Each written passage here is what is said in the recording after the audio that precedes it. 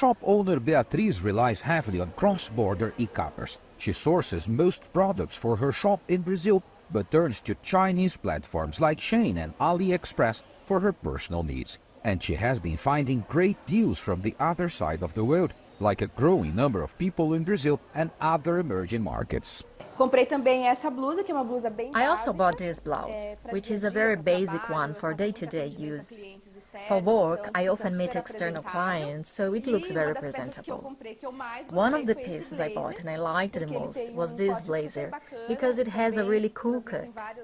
E-commerce is growing at a fast rate in Brazil. There are projections it will top $200 billion by 2026. For things to run smoothly for both consumers and sellers, it requires a reliable infrastructure. Brazilian company EBANX, which started as a small startup 12 years ago, has grown into a significant tech business with 800 employees and a presence in 30 countries, the majority in Latin America and Africa. But the operation also includes an office in Shanghai, as Chinese businesses are now a main focus.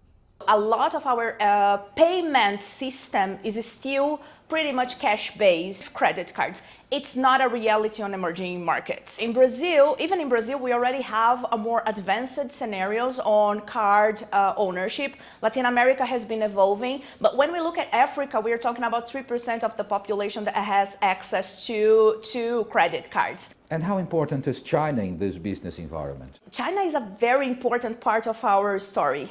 Really, really important. Our first enterprise merchant was Alibaba Group. We have already had 100 Chinese customers in our portfolio, and this keeps growing because Chinese companies, they really do want to seize the opportunity on those markets. This e-commerce expert emphasizes the importance of continuing to develop the sector's infrastructure to keep pace with the market's growth. It's not a huge problem, but you need to have specialized people for that.